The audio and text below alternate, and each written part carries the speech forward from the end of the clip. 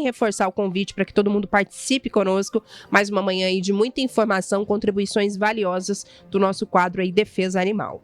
Perfeito. Hoje nós vamos receber o Dr. Álvaro Felipe, que é médico veterinário, e a gente vai tratar aqui sobre a leishmaniose, que é uma doença, uma zoonose que acomete cães, e aí pode, né, como ser zoonose, ela pode ser transmitida para os humanos, mas a gente vai quebrar alguns paradigmas aí, algumas situações que a gente não sabe se é verdade ou se não é real. Bom dia, Dr. Álvaro, tudo bem? Olá, bom dia, tudo bem? Estão conseguindo me ouvir bem? Perfeitamente. Tá ótimo. Olá, tudo bem? Doutor, acho que a gente obrigado, pode... né, pelo convite e para a gente discutir um assunto tão relevante, né, a nível nacional e principalmente regional aqui do nosso estado. Perfeito. Acho que a gente pode começar explicando para os nossos ouvintes o que é a leishmaniose, né? Às vezes a gente ouve falar, sabe que é uma doença, é uma zoonose, vê muito aí sobre isso, mas às vezes não tem esse entendimento do que é essa doença hoje. Se o senhor puder explicar um pouquinho para a gente. A leishmaniose ela é conhecida, né, caracterizada como uma zoonose, né, porque ela pode ser transmitida e causar doença tanto no ser humano como no cão. E ela é transmitida, ela é causada por um agente chamado Leishmania infantum, que é um protozoário transmitido por um mosquito palha, né, que é popularmente conhecido, né, que na verdade é um primo, ele é um flebotomínio. E esse é um ponto muito importante, né, porque as pessoas ficam com medo de todos os mosquitos, né, mas não são todos os mosquitos que transmitem a leishmaniose, é um flebotomínio específico. Perfeito.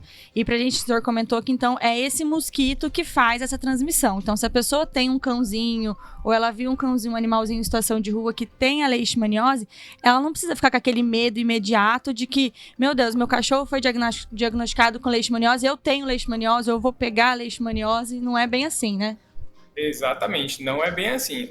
A transmissão por contato com um cão, seja qualquer sintomatologia que ele tenha, é praticamente impossível, assim, a nível de contato de tutor e animal, tá? A não ser, por exemplo, um veterinário que vá coletar o sangue de um animal positivo, né, e fure o dedo com o sangue da amostra, né? Aí a gente está indo para um extrapolamento, né? Mas fiquem tranquilos em relação à conduta do seu animalzinho positivo ou de outro familiar, não tem esse risco de transmissão física para o tutor, tá bom? Seja por fezes, por contato, mordida, salivação, urina, tá? Então esse é um risco que é mitigado por aí, existe essa falácia, né, de que transmite, né, que tem que tomar o cuidado, mas não tem essa possibilidade. Muito bem, doutor Álvaro, ainda tirando aqui algumas outras dúvidas, né? Vamos dando um pitaco aqui, eu, Thaís, enquanto a Carla está trazendo aí também mais alguns questionamentos, mas que podem ser dúvidas, né, também de quem nos acompanha. A leishmaniose, ela é uma doença, vamos dizer assim, silenciosa, ou o animalzinho, a partir do momento em que ele contraiu essa doença, a gente consegue perceber alguma alteração na pele, no comportamento do animal, que a gente, né, acende aquele sinalzinho, opa, tem alguma coisa de diferente acontecendo, preciso apurar aí o que é que está atingindo o meu animal. Tem características visíveis, assim, dessa doença? Esse é um ponto muito importante, muito obrigado pela pergunta. Algo muito discutido pela literatura é que 50% dos cães, até nos 7 anos de idade, não vão apresentar sinais clínicos algum. Tanto é que os trabalhos que a gente desenvolve lá na Unic, com inquéritos epidemiológicos em regiões aqui do estado, a gente determina que mais de 50% dos animais positivos não apresentam sinais clínicos nenhum. Eita. Porém, aqueles que vão apresentar sinais clínicos, eles têm alguns bem proeminentes, assim, que são clássicos da doença. A gente não pode dizer que são únicos, mas que direcionam bastante. Principalmente, o primeiro é alterações dermatológicas, então descamação, feridas em ponta de orelha, focinho, membros. Essas feridas, elas persistem por muito tempo, às vezes cicatrizam ou elas voltam muito rapidamente no mesmo local. Então esses são pontos de atenção para os sinais clínicos. Os dermatológicos, feridas que não cicatrizam em áreas específicas, ponta de orelha, focinho, olho e áreas extremas das patas. Tá bom? E aí tem uma outra série de exames que a gente consegue monitorar, né? Mas aí seriam exames sanguíneos, que os médicos veterinários que têm conhecimento já têm uma delimitação com base na nossa região que é endêmica. Perfeito. Isso. Desculpa. Sobre esses exames que o senhor comentou, Existe aquele teste rápido, né? Da leishmaniose, que faz a coleta de um pouquinho de sangue e faz aquele exame.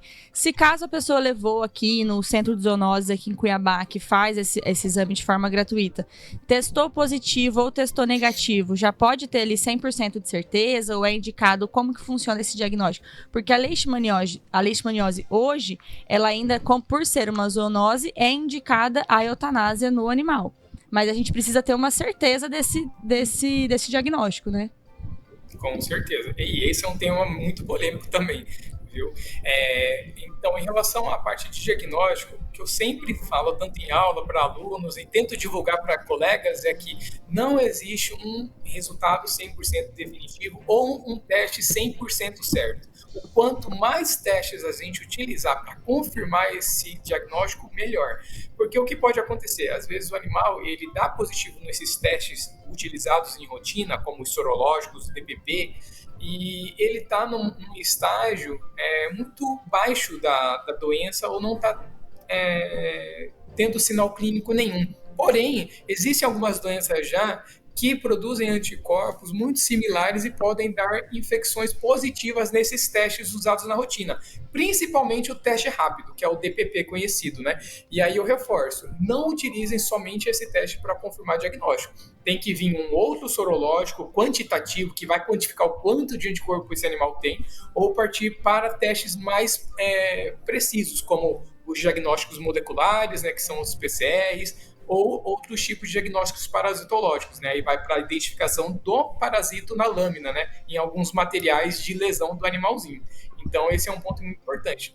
Sempre confirme o diagnóstico do seu animal, tá bom? Porque ele pode ser positivo, ele pode ter outra doença que dê positivo no sorológico. Então, sempre utilizem 2 testes de diagnóstico para ter a garantia desse resultado positivo.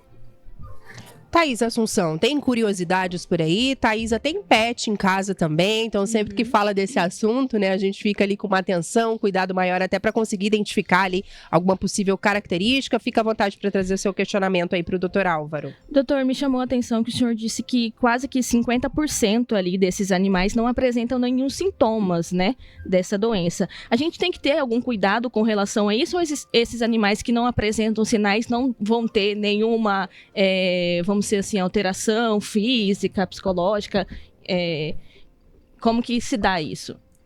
São só perguntas ótimas, né? Eu sou meio também polêmico no tema, que eu estudo leishmaniose há mais de 10 anos, né? Sou apaixonado por esse tema.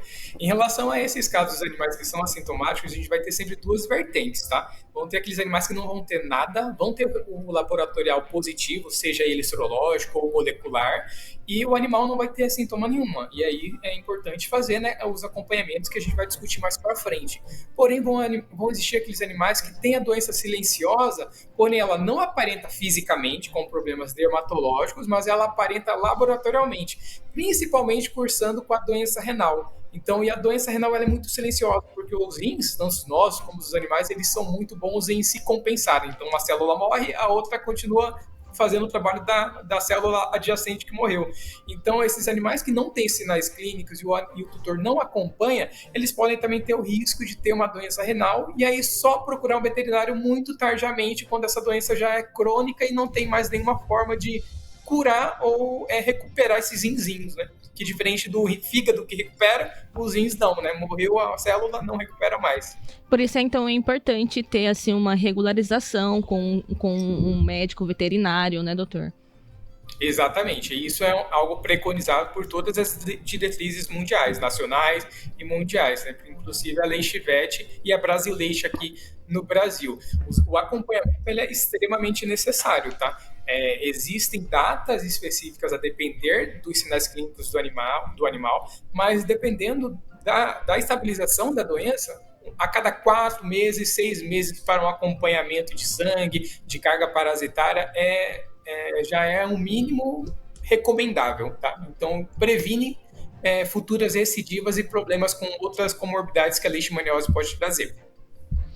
Muito bem, Carla. Ó, tem já várias pessoas aqui, doutor Álvaro, também curiosas. E a Carla, em algum momento ali, ela falou da eutanásia e eu já fiquei assim, nervosa. Eu confesso que eu não tenho pet, né? Eu já falei pra Carla aqui que eu sou preguiçosa, então eu vou lá no meu irmão, eu visito o chefinho, mas em casa eu não tenho. Só que aí ela falou da eutanásia, eu falei, misericórdia, né? Será que todo animalzinho, né, que tem aí a leishmaniose, ele precisa, né, passar por esse procedimento? E aí o Matheus Henrique traz esse mesmo questionamento aqui. Na verdade, ele traz duas perguntas. O senhor falava sobre a transmissão lá no início, ele está reforçando aqui, pedindo para o senhor esclarecer se nem pela mordida do animal a doença é transmitida. E aí, sobre a eutanásia, ele pergunta, é obrigatória a eutanásia no animal que for detectado positivo com a doença? Porque existe o receio, por exemplo, de levar ao centro de zoonose ou fazer outro procedimento, ter um resultado positivo e não deixar trazer o animalzinho de volta para casa. Então, queria que o senhor esclarecesse, esses dois pontos, em relação à transmissão pela mordida do animal e também se o procedimento da eutanásia, ele é obrigatório, doutor. Matheus Henrique. Olá, obrigado pela pergunta, Matheus. Em relação à mordida, não existe literatura fundamentada que comprove essa transmissão, tá? Então, não. Então, para o ser humano mesmo, é só decorrente de erro de conduta veterinária no momento da coleta que pode existir, né, a transmissão do sangue para o ser humano por meio de picada de agulha, etc., né? Então, fiquem tranquilos. De cão para cão, gente, também é muito difícil, tá? Cão para cão, não. Às vezes acontece, né? A pessoa tem um cachorro que é positivo para leite, aí ela tem outro cachorro, ela já fica com aquele receio de só de estar convivendo. Exato, ali. Quer separar ou dar, mas não, fiquem tranquilos. Acho que o único ponto principal é a transmissão vertical. O que seria a transmissão vertical? É durante o coito, tá? Então já existe literatura, não são todas as vezes que o coito vai ocorrer essa transmissão de um para o outro, mas pode. Então, evitar, tá? Castrar ou separar nesses momentos de cio.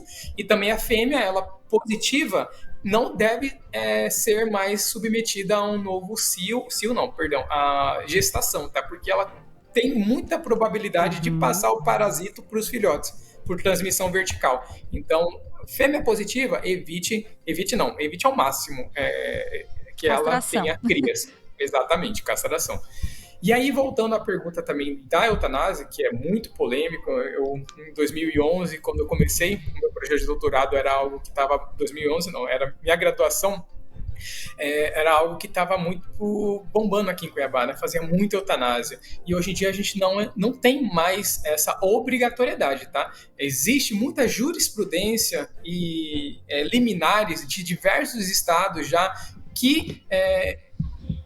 conseguem contestar essa lei que é muito antiga e infelizmente não é atualizada, tá? Então o tutor não é mais obrigado a eutanasiar. E se ele for por falta de conhecimento de qualquer servidor, né, ou médico veterinário, ele pode procurar rapidamente no Google, né, e procurar advogados, inclusive a Paula, que está aqui com a gente, né? A Carla, que me convidou. Com certeza.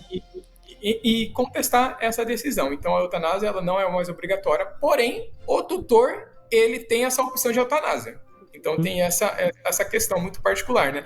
Se ele quiser, ele pode solicitar para o médico veterinário a eutanásia desse animalzinho.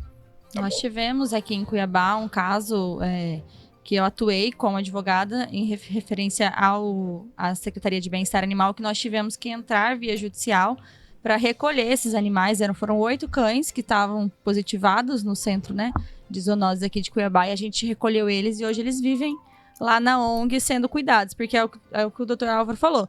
Se tem, a gente vai entrar nisso, né, falando sobre a questão de tratamento, como que pode cuidar desse animal. Existe hoje essa opção. Antigamente era bem mais difícil, né, doutor? Mas hoje em dia já existe essa opção de tratamentos, acho que a gente pode falar disso também. E não pode, então, Carla, só para esclarecer de fato aqui, o Matheus, por exemplo, eu levo o animal, reter o meu animal lá. Isso não pode acontecer em hipótese alguma. Se a pessoa se responsabilizar, porque por ser uma zoonose, precisa de uma responsabilização por parte da pessoa. Ela tem que usar a coleira, né? A gente vai falar sobre isso, as maneiras de evitar e cuidar. Mas se a pessoa se responsabilizar em cuidar desse animal, ela assina um termo lá no centro de zoonose, ela pode levar o animalzinho dela para casa e fazer esse cuidado. E aí é o que o Dr. Álvaro falou. fazer esse acompanhamento, né, trimestral ou semestralmente, sobre como que tá a saúde desse animal para manter ele em segurança. Mas hoje a leishmaniose não é, pela resolução do Conselho Federal, né, e pela lei, ela ainda pode ser, mas não é mais obrigatório, não é uma saída necessária para isso. Hoje tem formas de cuidar desse animal. E, doutora, eu não sei se você tem dados, mas tem como mencionar, por exemplo, quantos casos a gente tem aqui em Cuiabá, Mato Grosso? Olha, eu não tenho os dados agora, atualmente, né, em mãos aqui, mas eu tenho uma perspectiva assim, de municípios do estado que são mais acometidos. Então, até há um tempo atrás, Várzea Grande era um dos municípios que tinha maior prevalência de casos caninos da doença, né? E perdeu o posto atualmente para Rondonópolis, né? Rondonópolis atualmente tem um dos maiores índices de cães positivos, né? E acaba que meio ocorrendo também nos seres humanos, né? Porque a presença de cães positivos indica que também há certa positividade nos seres humanos. E assim, de forma geral, o estado de Mato Grosso ele é endêmico, tá? Tanto o Brasil como o Mato Grosso. Mas Cuiabá, Várzea Grande e as regiões da Baixada Cuiabana, todos os municípios já têm descrição de casos caninos. E é importante a gente, doutor, você tirar essa dúvida pra gente, a questão da leishmaniose em cães, ela acaba que não tem cura, mas em humanos ela tem cura. Sim, a cura também às vezes não é alcançada com tanta facilidade nos seres humanos, né? Mas sim, é possível obter a baixíssima carga parasitária no ser humano e até mesmo a cura, né? Já no cão, com as terapias atuais de tratamento, não existe cura parasitológica, ou seja, a gente não vai eliminar completamente o agente lá do corpinho do animal, então sempre vai restar um pouquinho. Então, não tem cura no cão, porém tem cura clínica, né? Então, o que significa cura clínica? O animal ele fica sem nenhum sinal clínico, assintomático, não aparentando ter a doença, mas ainda tem lá o protozoário no corpo. Muito bem. Essa situação que o senhor comentou, que Rondonópolis, Cuiabá e Várzea Grande são áreas que têm maior dado sobre isso. É porque esse mosquito, ele é mais comum nas áreas rurais, não é? Como que funciona a questão da vida do mosquito aqui, que é o mosquito palha, né, que o doutor comentou? Isso, ele é popularmente conhecido como mosquito palha, birigui, e é um flebotomínio, né, primo do mosquito, né, reforçando o que eu gosto sempre de falar, não é todo mosquito, tá, gente? É só essa espécie, que é o Lutzomia cruzi, ou Lutzomia longipalpis, tá? E ele tinha um hábito, né, rural, principalmente silvestre, mas ele se adaptou muito bem ao ambiente urbano, por isso que a gente está vendo essa endemia a nível nacional. E ele tem uma particularidade muito importante, que diferente dos mosquitos, ele não se reproduz e se multiplica em a parte de água parada, tá? O foco é matéria orgânica. Então, uma das questões que eu trato da prevenção é limpeza de quintal, tá? E retiro de resíduos orgânicos, porque esse flebotomínio, que é a fêmea, ela bota ovos em matéria orgânica para a larva se multiplicar e crescer e formar novos flebotomínios, mosquitinhos. Muito bem, agora 9 horas e 27 minutos, a gente está conversando com o Dr. Álvaro Felipe, médico veterinário, dentro do quadro Defesa Animal, comandado aí pela Carla Farrima, falando sobre leishmaniose. Dá tempo de você tirar algumas dúvidas, já a Vera também traz um questionamento pra gente. Guima, se o repórter CBN estiver chamando, você nos avisa, mas dá tempo ainda da Carla trazer aqui. Chamou? Não, ainda não. Dá tempo da Carla trazer mais algum detalhe. A gente sumiu nossa imagem aqui, o Anderson. Bota pra nós aí de novo, doutor Álvaro, na tela, enquanto a Carla traz algum questionamento antes da gente seguir aqui pro repórter CBN. Fica à vontade, Carla. Doutor, referente, acho que a gente pode falar só mais um pouquinho sobre essa questão da transmissão pra gente entrar nas maneiras de tratamento. De tratamento, né? De prevenção, de maneiras que a gente pode prevenir. Uma maneira que seria eficiente seria aquela coleira repelente? Acho que é a mais comum, talvez. Essa é a mais comum e atualmente é a de melhor custo-benefício, né? Porque tem algumas que duram até 4 ou 6 meses, né? Então tem atualmente umas 3 marcas no mercado, né? Que tem um princípio ativo chamado deltametrina nessas coleiras. Então elas são eficientes, né? Elas são colocadas no pescocinho de animal e depois de um certo tempo, pela parte de glândulas sebáceas da pele, esse princípio ativo ele vai se espalhando por todo o corpo do animal e fazendo esse efeito de repelente. Existem outros produtos, como o Poron, que é aquele que é a pipetinha que a gente passa aqui no dorso do animal, tá? Porém, ele tem um efeito de 1 mês, né? E tem um custo-benefício um pouco mais elevado em relação ao da coleira. E existem outras alternativas que são divulgadas pela internet, mas aí a gente entra num ponto bem importante, gente, que é a falta de comprovação científica. Coleira com espinheira santa, né, são produtos naturais muito importantes, interessantes, benéficos em outras áreas da saúde, né, porém que não tem comprovação ainda a nível de prevenção de leishmaniose e do flebotomínio, tá bom? Então, o foco atualmente de exatidão que a gente tem com estudos é a coleira à base de deltamethrina e os produtos Poron.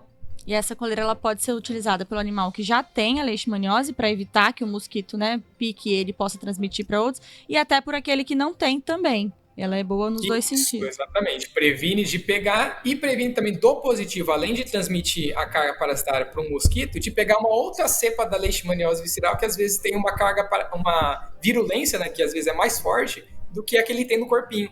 Então, Doutor Álvaro, eu vou precisar interromper o senhor só um minutinho, porque a gente precisa fazer uma pausa obrigatória para o repórter CBN, mas a gente volta na sequência para responder mais dúvidas aí da nossa audiência, bem rápido. Volta aqui na CBN Cuiabá, amanhã de quinta-feira, dia 13 de junho de 2024, seguimos aqui sob comando da advogada Carla Farrima, com o nosso quadro Defesa Animal, Direitos e Bem-Estar, hoje falando sobre leishmaniose. Thaís Assunção preocupada aqui, o doutor Álvaro Felipe, médico veterinário, é o nosso convidado. Ela, gente, eu tô começando a ficar nervosa, tô preocupada com o meu cãozinho. Então, agora, nesse momento, eu queria que a Carla ficasse à vontade aí pra gente entrar nessas questões, né, da prevenção, dos cuidados, para que a Thaísa fique um pouco mais tranquila por aqui, Carla. A gente tá aqui hoje para deixar todo mundo tranquilo, para falar que leishmaniose não é um tratamento, não é um diagnóstico de fim da vida do animal, nem de tanta preocupação, né? Graças a Deus, a medicina veterinária vai avançando aí. O doutor Felipe, doutor Álvaro estuda aí tantos anos já estudando isso para trazer isso e desmistificar essa situação. A gente estava falando no último bloco sobre a questão da coleira, né? Que é uma forma de prevenção super eficaz e eficiente, tanto para os animais que já têm o diagnóstico, tanto para os animais que não têm esse diagnóstico, é uma forma de fazer essa repressão, repelir, né, o mosquito. E, doutor, tira uma dúvida pra gente. Tem vacina contra a leishmaniose? Olha, tinha até um tempo atrás. Então, era a Leishmune, né? Leishtec, perdão. Ela garantia, né, uma certa proteção ao animal. Ela não evitava a picada do mosquito, né? E esse é o papel das coleiras repelentes e produtos Poron. Mas ela ajudava na questão do sistema imune do animal. Então, se porventura a parte de repelência, o tutor falhou e o animal foi susceptível a um mosquito contaminado, essa vacina ela ajudaria o animal a não desenvolver a doença. Porém, ela não era 100% efetiva, tá? Mas ajudava muito, porque eu já peguei animais que faziam o protocolo vacinal certinho, pegaram a doença, mas nunca demonstraram nenhum sinal clínico. Então, o animal ele tinha uma competência imunológica muito boa comparado com outros animais que não tinham a vacinação. Porém, por alterações laboratoriais, principalmente a nível de manter a vacina com o princípio ativo estabilizado, a Anvisa bloqueou a empresa, né? Então a empresa está passando por estudos para adequar esse produto e, se Deus quiser, voltar ao mercado, pois era uma etapa do tratamento muito importante, né? Porque auxiliava tanto nessa questão de prevenir a doença, como também na imunoterapia do animal. Perfeito. E, doutor, agora então, entrando nessa área do tratamento. Tenho o meu cãozinho, meu cachorrinho, levei ele no veterinário. Por curiosidade, eu fiz o teste, porque ele nunca apresentou nada nesse ponto. Ou então, ele começou a apresentar alguns sinais clínicos, eu levei lá e depois do teste rápido, depois do sorológico, ele foi positivado para leishmaniose. O que eu posso fazer? Preciso me desesperar? Eu tenho tratamento? Eu vou conseguir ficar com esse animal, né? Porque hoje em dia, os pets pra gente são filhos, que a gente quer cuidar e tratar.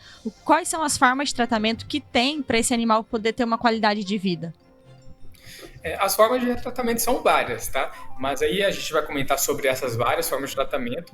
Porém, atualmente, o que se tem de preconizado pelo Ministério da Saúde é que os animais tenham como protocolo terapêutico padrão o uso do milteforam, que é a única medicação aprovada para o tratamento da leishmaniose visceral canina. E aí existem algumas normativas que falam, né? Nenhum outro medicamento é utilizado em ser humano, é mais ou menos assim, tá? Não vou trazer a lei aqui para passar, porque eu mesmo não vou lembrar. Não podem ser utilizados para uso canino. Então, existem 2 fármacos humanos usados para tratamento em cão que não podem ser utilizados em cão, porém existem alguns fármacos que não são utilizados para tratamento da leishmaniose humana, que têm efeito no cão e podem ser utilizados nesse protocolo junto com o milteforam, tá bom? Então, o milteforam, ele é o de eleição, é um fármaco, infelizmente, que é caro, né? Então, existem várias apresentações de 30, 60, 90 ml, que o preço varia de R$1.000 até R$2.000, e o tratamento é somente de 28 dias. Então, é oneroso, né? E aí a gente parte para outras vertentes de tratamentos complementares. E aí existe, por exemplo, drogas como alopurinol, drogas imunomoduladoras também, como domperidona, como cimetidina, e também existem drogas que vão ajudar na questão dermatológica, na questão renal. Então, o animal, infelizmente, ele não vem só com leishmaniose, né? Ele vem com uma série de outros fatores associados que devem também ser tratados juntamente com a doença. Então, existe tratamento. O tratamento, em alguns casos, vão ser muito diferentes de animal para animal, tá bom? Então, isso é importante. Às vezes, o tutor vem e quer que o médico veterinário passe um tratamento padrão que vai resolver. E não é sempre assim. Às vezes, a gente entra com o melhor tratamento, mas o que vai gerar resultado no animal, às vezes, é um reflexo do sistema imune dele mesmo. Tá? Então não tem como você chega com o animalzinho para mim com um sinal clínico, falar, não tem como te dar 100% de certeza que ele vai melhorar, mas a gente vai usar todos os meios atuais, né, na ciência para fazê-lo ter uma perspectiva de vida melhor, né, e uma expectativa de vida maior. E esse tratamento então depende de cada animal, como que ele vai reagindo, o tempo que esse tratamento vai acontecer. Exatamente, porque todo medicamento tem efeito colateral, né? E aí a doença, por não ter cura, tem que, às vezes, fazer uso de algumas medicações constantemente, né? E é por isso que a gente entra sempre nessa tecla do acompanhamento. Então, tá fazendo uso de algumas medicações que podem causar o efeito colateral. O mais clássico que todo tutor de leite que tem cão com leishmaniose sabe é, às vezes, as pedras, né? Que são localizadas nos rins. A gente fazendo ultrassom a cada 4, 6 meses, consegue ver isso lá no início e evitar a progressão desse cálculo lá no rinzinho. Então, por isso que é importante também, além do tratamento constante, não abandonar o tratamento, esse acompanhamento com alguns exames que vão elucidar o casinho dele melhor. Doutor, e aí com esse cachorrinho em casa, né, com essa doença, eu posso interagir com ele normalmente? Pode ficar dentro de casa? Pode sim, não tem problema, tá? Ele pode te lamber, ele pode te... Mas a não ser que ele tem, por exemplo, porque como ocorre, né? Às vezes o animalzinho tem leishmaniose, mas tem uma outra doença, né? Porque às vezes ele tá com imunossuprimido, né? Às vezes tem uma doença de pele, né? Às vezes você vai pegar uma doença de pele, mas que não tem nada a ver com leishmaniose, né? Então fiquem tranquilos. Pode abraçar, pode beijar. Se quiser colocar na cama, coloca, não tem problema. Tem alguns questionamentos aqui, vou fazer um primeiro que é mais direcionado, acho que ao Dr. Álvaro. Carla Valéria pergunta até que ponto a doença afeta a qualidade de vida do animal, Dr. Álvaro? Ele perde algum tipo de mobilidade, enfim, a resistência? Queria que o senhor falasse um pouquinho sobre isso, respondendo ao questionamento da Valéria. Esse é um ponto muito interessante, né? Porque ele vai depender da conduta veterinária e do tutor, né? Quanto a essa questão da qualidade de vida do animal, né? Vão existir alguns sinais clínicos que vão realmente reduzir essa qualidade de vida do animal, que são principalmente os articulares. Então, a doença ela tem uma sintomatologia clássica também de inchaço das articulações que causam muita dor. Isso ocorre muito em filhotes. Os filhotes são muito frágeis em relação à doença, né? Quando eles pegam, por estarem ainda crescendo e maturando o sistema imunológico, eles têm um efeito muito ruim da sintomatologia da doença. Então, inchaço das articulações, o emagrecimento progressivo, porque o animal às vezes vai perdendo o apetite, né? E aí o animal ele tem todo um score corporal bem feio, né? E a pele que progride se não tiver nenhum outro cuidado, né? Então eu tenho algumas imagens que são às vezes até assustadoras, né? Que vão da feridinha na ponta de orelha até um animal que a gente chama popularmente, né? Assim, de tatuzinho, porque ele fica com cascas, crostas, né, inteiras no corpo. Aí você pensa, você tentando se locomover e aquela crosta lá causando dor na pele, né? Que a gente já sabe que é uma área bem sensível. Então, esse é um ponto muito importante que a gente vai tratar mais pra frente da posse responsável, né? A partir do momento que você tem um animal, você tem a responsabilidade de dar o mínimo possível para gerar esse bem-estar para ele. E aí tem até um questionamento, já tocando alguns pontos que o doutor Álvaro falou, Carla. A Vera, que também está sempre participando aqui conosco, ela fala assim, qual a atitude naquele caso de cães que aparentemente têm donos, mas que estão ali soltos nas ruas? Esses dias, por exemplo, eu vi 2 cães. As orelhas estavam num estado degradante e um deles também estava com o focinho afetado, além dessa situação nas orelhas. Estavam nas ruas, mas pelo que eu percebi, são cães que têm donos, pois tinham ali certos cuidados e também estavam com coleira. Que atitude tomar numa situação dessa, Carla? Ela viu ali, né, certamente ali próximo à casa, ao local que ela trabalha, animais nessa situação, tem que acionar o centro de zoonoses. Como é que funciona nesse caso? Dava para ver que tinha ali um certo cuidado, mas, né, com as orelhas e o focinho ali um pouco afetado. Aqui em Cuiabá, às vezes, algum desses animais, a gente pode considerar que são os animais comunitários, porque a gente já comentou aqui diversas vezes no programa, né? Não tem um espaço, não existe. A prefeitura não tem um local que consiga abrigar todos os animais em situação de rua. O centro de zoonoses, ele acaba não fazendo esse recolhimento também por ele não ter um espaço. Então, ela teria que verificar, tentar descobrir se de fato esses animais têm um tutor, se esse tutor abre esse portão para esses animais darem uma voltinha. Mas se eles estão com a coleira repelente, já é um fator bem importante que ajuda, né, na prevenção dessa doença. Mas ela precisa verificar de fato quem seria esse tutor e entrar em contato com o órgão responsável da prefeitura, que hoje é a Secretaria Adjunta de Bem-Estar Animal, se for em Cuiabá, no caso, acredito que seja, informando, né, que tem esses animais, que o tutor identificar de onde de que casa que esses animais são, para essa pessoa saber que a posse do animal, a responsabilidade dele de ficar dentro de casa. A gente fala muito sobre isso, que é a criação indoor. A gente não tem que abrir portão para cachorro dar a voltinha na rua, porque às vezes pode acontecer alguma coisa de pior.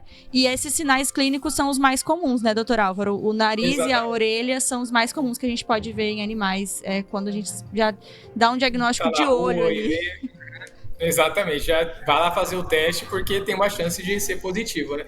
E o ruim desses animais soltos é que possivelmente eles vão carregar outras doenças também, né?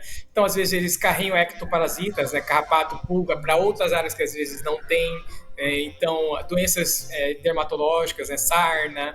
Então, por isso que é importante deixar indoor, deixar dentro de casa. Você evita que seu animal, às vezes, seja atropelado, sofra alguma injúria de alguma pessoa ruim, né, que vá contaminar o alimento e dar, né? Então, há várias coisas que a gente pode evitar. Mas, infelizmente, no interior, eu atualmente estou aqui residindo em Alto Boa Vista, né?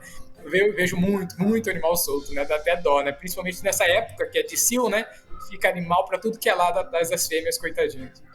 Muito bem. Carla, fica à vontade. Agora 9h47, você que está sintonizando agora o nosso quadro Defesa Animal dessa manhã, está falando um pouco mais sobre leishmaniose, respondendo algumas dúvidas, alguns questionamentos. O nosso convidado é o médico veterinário Dr. Álvaro Felipe, quase caminhando para a reta final, mas eu sei que você tem ainda algumas coisas para perguntar aí para o Dr. Álvaro, fica à vontade.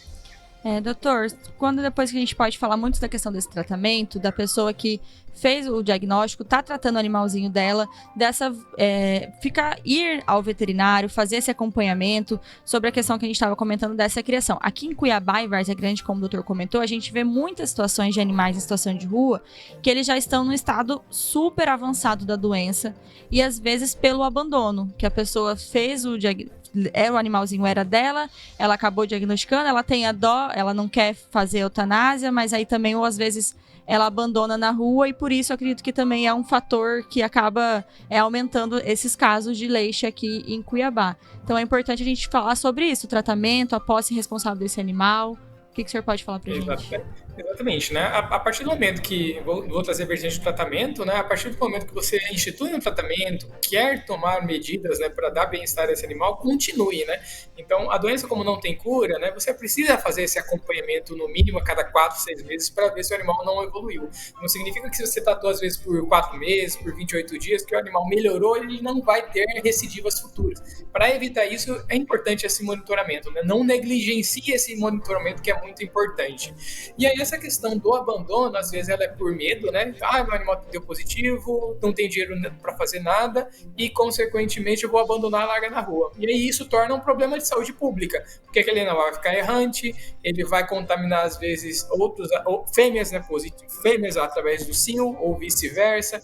Ele vai ser susceptível a flebotomínios, porque vai estar a maior parte do tempo na rua, né, em áreas que tem maior abundância de flebotomínios, e o flebotomínio ele tem hábito crepuscular. E só para fazer uma vertente aqui, né, ele atua mais no período da fim da tarde. Por isso que a gente vê uma maior casualidade de animais positivos, aqueles criados estritamente no quintal, né?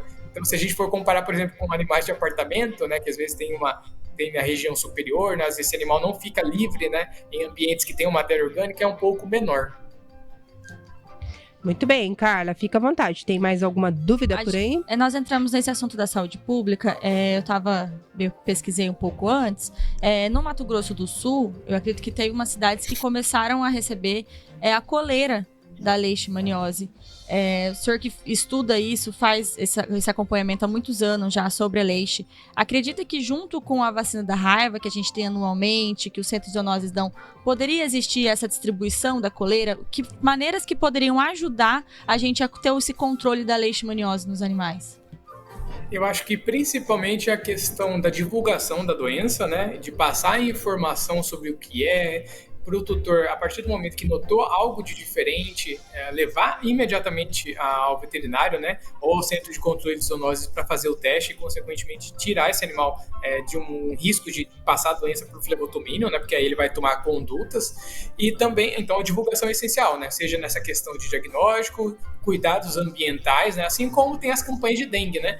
Então, na leishmaniose a gente praticamente não vê, né. Então, essa é uma oportunidade muito rara de estar aqui na rádio para discutir um pouco dessa doença, né, principalmente voltada a cães. E a questão da coleira é algo que deve ser interessantíssimo, né? Gera um custo para o município, para o estado de forma geral, porque realmente não é algo barato, né? E infelizmente não é algo permanente, né? Então o município ele deve fornecer a cada 4, 6 meses uma nova coleira, né? E monitorar para ver se realmente esse tutor está usando, né? Porque a gente sabe, né, que às vezes pega a coleira, ou vende, não utiliza, não coloca de forma certa, porque não é só colocar, tem que ajustar, deixar com um dedinho só de espaçamento para a coleira ter contato com o pescoço e liberar o princípio ativo. Então, eu acho extremamente válido, né? Mas eu acho que partir da questão da divulgação também é muito importante. O doutor já faz esse estudo há muito tempo. Pode comentar um pouco pra gente sobre casos de tratamento, animais que tinham, às vezes, ou muitos sinais clínicos ou nenhum, que estão aí há quanto tempo esse animal consegue viver aí com essa doença, que é como o doutor comentou. Não é a leixe, ela acaba afetando também outros órgãos, né? Ou podem manifestar outras doenças. Mas hoje a gente pode deixar aqui o ouvinte tranquilo, que ele tem um tratamento, não faz essa transmissão. Acho que é muito importante a gente reforçar isso, porque eu, como protetora também de animais, a gente recebe muito na ONG situações de pessoas que falam: meu animal foi diagnosticado com a leixe. Vocês recebem aí porque eu tenho medo de pegar a doença. Tem que esclarecer essa questão, né? Bom, essa questão da... Dos casos aqui.